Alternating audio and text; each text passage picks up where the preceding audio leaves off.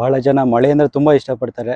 ಜೊತೆಗೆ ನಾನೊಬ್ಬ ವನ್ಯಜೀವಿ ಶಾಸ್ತ್ರಜ್ಞನಾಗಿ ಹೇಳಬೇಕಾಗಿ ಹೊರಟಿರುವಂಥ ಒಂದು ವಿಷಯ ಏನಂದರೆ, ಈ ಮಳೆಗಾಲದಲ್ಲಿ ಹಾವುಗಳು, ನಾಗರವಾಗಿರ್ಬೋದು, ಕೊಳಕ್ಮಂಡಲ ಆಗಿರ್ಬೋದು, ಅವುಗಳ ಬ್ರೀಡಿಂಗ್ ಸೀಸನ್. ಸೊ ಈ ಒಂದು ಟೈಮಲ್ಲಿ ಹಾವುಗಳು ಮೊಟ್ಟೆ ಹಾಕಿ ಇನ್ನೇನು ಮರಿಗಳು ಮಳೆಗಾಲ ಮುಗಿತಿದ್ದಾಗ ಮರಿಗಳು ಕೂಡ ಹೊರಗಡೆ ಬರೋ ಸಾಧ್ಯತೆ ಇರುತ್ತೆ. ಆದಷ್ಟು ಎಚ್ಚರವಾಗಿರಿ. ಹೆಲ್ಮೆಟ್ಗಳನ್ನ ಯಾವುದೇ ಕಾರಣಕ್ಕೂ ಹೊರಗಡೆ ಬಿಡೋಕೆ ಹೋಗಬೇಡಿ. ಮಕ್ಕಳುಗಳಾಗಿರ್ಬೋದು, ಶೂಗಳನ್ನ ಹೊರಗಡೆ ಬಿಡೋಕೆ ಹೋಗಬೇಡಿ.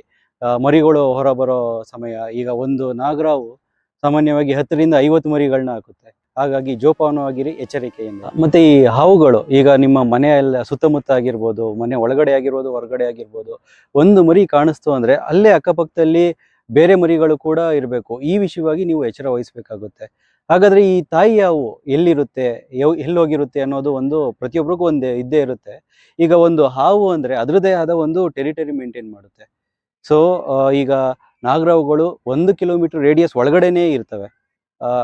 ಯಾವುದೇ ಹಾವುಗಳು, ಈಗ ಕೆಲವರು ಹೇಳ್ತಾರೆ, ನಿನ್ನೆ ಒಂದು ಜಾಗದಲ್ಲಿ ಹಾವು ನೋಡಿದ್ದೆ, ಮಿಸ್ ಆಗಿ ಇನ್ನೇನು ತುಳಿಬೇಕಿತ್ತು, ನಾಳೆ ಬೆಳಿಗ್ಗೆ ಹೋಗಿ ನೋಡ್ತೀನಿ ಅದೇ ಜಾಗದಲ್ಲಿ ಹಾವಿತ್ತು, ಅದೆಲ್ಲೋ ನನ್ನ ಮೇಲೆ ದ್ವೇಷ ಸಾಧಿಸ್ತಿದೆ, ಹಾವಿನ ದ್ವೇಷ 12 ವರ್ಷ, ಇದ್ಯಾವುದೂ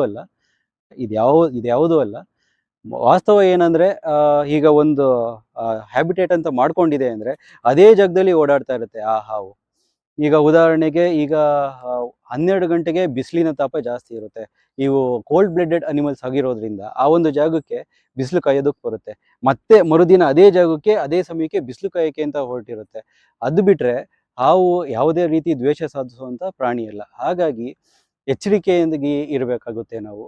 ಮತ್ತು ಮರಿಗಳು ಅಷ್ಟೇ. ಈಗ ಹೇಳಿದಾಗೆ ನಾನು, ಒಂದು ಕೊಳಕ್ಮಂಡಲ ಒಂದು ಮರಿ ಸಿಕ್ತು ಅಂದರೆ ಅಕ್ಕಪಕ್ಕದಲ್ಲೇ ಬೇರೆ ಮರಿಗಳು ಕೂಡ ಇರ್ಬೋದು, ಅದ್ರ ತಾಯಿ ಕೂಡ ಅಲ್ಲೇ ಹತ್ತಿರದಲ್ಲಿರೋ ಒಂದು ಸಾಧ್ಯತೆಗಳಿರುತ್ತೆ. ಅದರಿಂದ ಎಚ್ಚರ ವಹಿಸಿ.